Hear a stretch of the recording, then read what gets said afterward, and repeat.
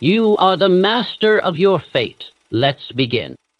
Look at the man on the mountaintop. You see the flag he planted, not the trail he bled on. The world celebrates the monument, but it never shows you the unseen cost of the bricks. I want you to close your eyes for a moment. Picture the man you admire, the woman you follow, the success you believe you're chasing. What do you see? You see the shiny exterior, the mansion, the headline, the effortless confidence. The world only shows you the winning moment. It shows you the trophy, polished and gleaming, resting in the hands of the victor. But I know the truth. I've seen the other side of that success. I spent my life studying the titans of industry, the visionaries, the great achievers of my time. I gave you the blueprint. I gave you the principles. I taught you to harness the power of a definite purpose and to think your way to riches. What I didn't spend enough time telling you about was the abyss that sometimes waits on the other side of the climb. I didn't tell you about the toll that ambition can take. I did not tell you the full story. Today, I'm going to make things right. In this conversation, I'm going to peel back that shiny veneer. I'll show you what success truly takes. We will explore the silent sacrifices you're making, the isolation that waits at the summit, and the identity crisis that comes after you've won. And then, I'll give you a new definition of victory, one that allows you to claim your prize without losing your soul. I'm going to give you a tool you didn't ask for, but one you absolutely need. I'm going to teach you how to build your empire without burning down your kingdom in the process. The greatest fortunes are not built with capital alone. They are built with people. You cannot have both if you are willing to sacrifice one for the other. Success, by its nature, demands an obsessive focus, and that focus is a tax you pay. The first place you pay it is in your relationships. It starts subtly. It's an unanswered phone call, a missed dinner, a promise that gets pushed off until the deal is done. You tell yourself it's temporary, that they will understand. But what you are really doing is making a withdrawal from your emotional bank account, and the interest rate is unforgiving. I once knew a man, let's call him Thomas, who was building a manufacturing empire. He was brilliant, relentless. He had a definite purpose that was carved in stone. He saw his business as a fortress he had to build alone. He put in the 70-hour weeks. He made every sacrifice. He believed that the fortress was for his family. He believed that the gold would protect them. And so he worked. The fortress grew taller. His bank account grew wider. His family, they grew quieter. He spoke of his future. They spoke of their day. They spoke of the person they used to know, the person who was once present. When Thomas finally succeeded, when the fortress was built and the empire was secured, he looked up from his work for the first time in years. He looked around his beautiful, silent home, and he was alone, a stranger to the very people he thought he was building it all for. His children were grown. His wife was gone. The fortress he built was empty. You must understand this truth. A relationship is not a thing you attend to when the work is done. A relationship is work. It is an investment. The cost of neglecting those connections is a debt that compounds over time, and no amount of money will ever pay it back. Ask yourself, are you building a life, or are you just building a business? Your body is your business. Its health is not an asset you acquire. It is a foundation you must build and defend every single day. The relentless drive to achieve is not without a physical and mental cost. This is the truth that goes unspoken in boardrooms and in self-help seminars. We talk of the hours we put in, but we never talk about the years we take off our lives. You will hear men brag about running on fumes, surviving on 4 hours of sleep, and powering through with coffee and a will of iron. They wear their fatigue like a badge of honor. I tell you this, it is a slow, methodical assault on your well-being. Your mind and body are not separate from the work. They are the instruments of the work itself. You can have the greatest blueprint, the most powerful definite purpose, but if your instrument is broken, the music will be out of tune. The men I knew, the giants of industry, Carnegie, Edison, Ford, they were relentless, yes, but they understood the machine they were running on. They understood that the mind could not innovate forever if it was always running on empty. I saw the strain in their eyes, the constant hum of anxiety that never truly left them. We never spoke of the long nights or the stress-induced illnesses. We spoke of the work. But I saw the cost. So I ask you now, are you gaining a kingdom, but losing the very vessel you need to enjoy it? Your health is not a given. It is a debt you are either paying down or racking up. You must protect your focus, yes, but you must also protect the mind that gives it and the body that sustains it. This is not a distraction from the work. This is the work. The loneliest room in the world is the one at the very top, where the sound of your own success is all you have to keep you company. When you reach the top, you'll find that the air is thin and the company is scarce. This is a truth I learned not from a book, but from living it alongside the most powerful men of my era. The very success that drew people to you can also set you apart from them. The world looks at your accomplishments and sees a hero, an idol, something to be admired from a distance.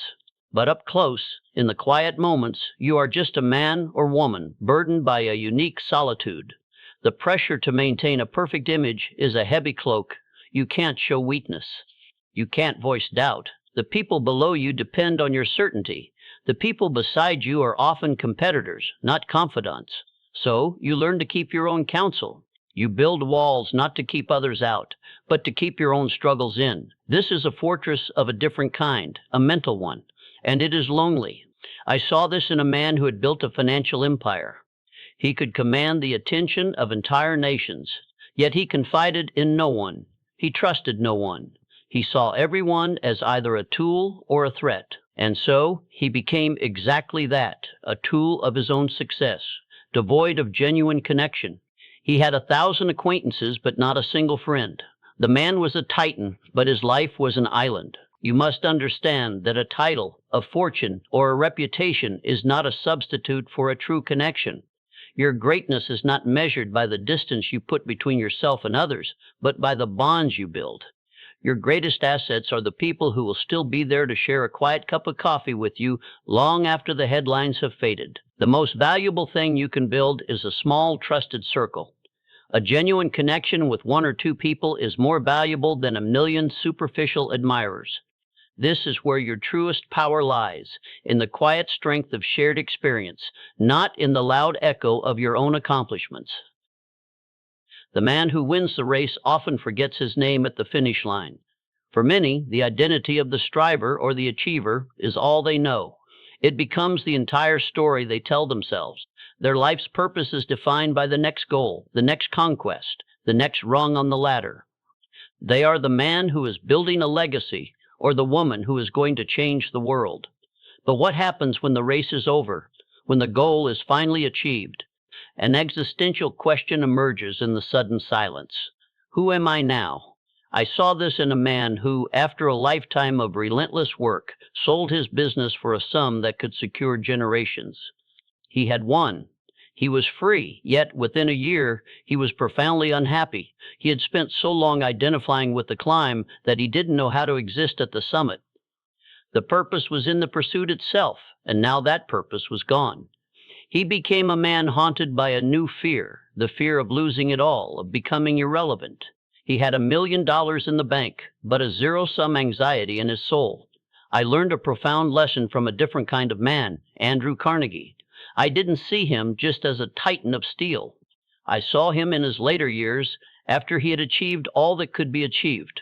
He spent his time in reflection and philanthropy, not in the frantic accumulation of more. He was no longer the builder of empires. He was a man with a deeper, more profound purpose. He understood that the gold plating was not the point. The point was the life he lived, the wisdom he gained, and the good he could do with it. Your identity cannot be an external marker. It must be an internal anchor. The ultimate victory is not the achievement itself, but the person you have become in the process. When the work is done, who are you? Your true success is found in answering that question not with your resume, but with your character. You must build a life you want to live, not just a life you can afford to pay for. The ultimate victory is not a number in a bank account or a title on a door. It's the alignment of your life with your deepest values. It's the ability to enjoy the fruits of your labor with those you love. I gave you the tools to acquire a fortune, but I must now give you the wisdom to appreciate it. A rich man is not simply one with a lot of money. He is one with a rich life. You see, the world's definition of success is often a rigged game. It tells you to climb higher, earn more, and acquire endlessly. It defines your worth by your net worth. I challenge you to create a new blueprint for victory, one that you design yourself. This blueprint includes the wealth of time, the freedom to spend your moments with purpose, not just to sell them for a wage, the wealth of relationships, the security of knowing you have a circle of trust that is not for sale, the wealth of health, the vitality and energy to experience the world you worked so hard to build, the wealth of purpose, the deep satisfaction of knowing you are living a life of meaning, not just a life of accumulation. I am not telling you to abandon your ambition. I am telling you to broaden it. Build your empire, seek your fortune, but build it on a foundation of well-being, connection, and deep purpose. This is not a choice between success and happiness. It is a declaration that true, lasting success contains them both. We have walked a difficult path together today. We've looked at the hidden truths of ambition and the unseen costs of greatness. I've shown you that the pursuit of success can quietly erode your relationships, that the relentless drive can break your body and mind, and that the summit can be the loneliest place on earth. But I did not show you these things to discourage you. I showed them to you so that you may proceed with your eyes wide open. You are an architect of your destiny. You are a builder of your life. And a good architect knows that a building is only as strong as the foundation it stands on. A good builder knows that the strongest walls are not the tallest, but the ones that are supported from within.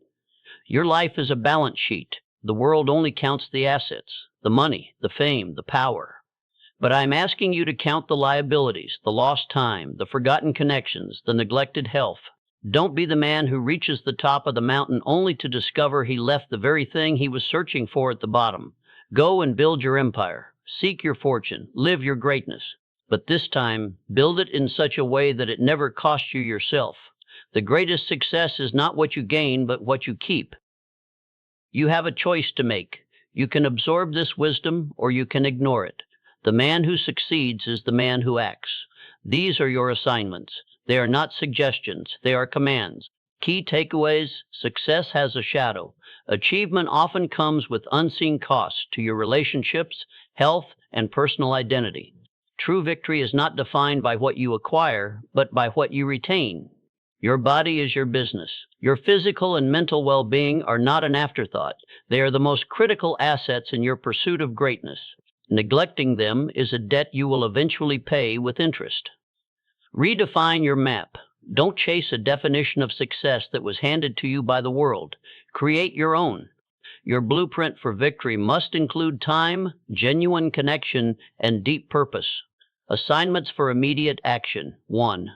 The 24-hour mission. Today, I want you to make a withdrawal from your work account and a deposit into your life account. Call a loved one, a parent, a child, a close friend whom you have neglected. Do not talk about work, your goals, or your accomplishments. Simply listen to their voice and connect with them for 5 minutes. 2. The new blueprint. Take out a pen and paper. I want you to write down your personal, non-financial definition of success. What does a successful life truly look like to you beyond a number or a title? This is your new compass. 3. The inner script. The next time you feel the urge to push past your physical or mental limits without rest, pause. Take a single, slow breath and say this to yourself: my body is my business. Its health is my most valuable asset. Remember, your success begins the moment you decide to act.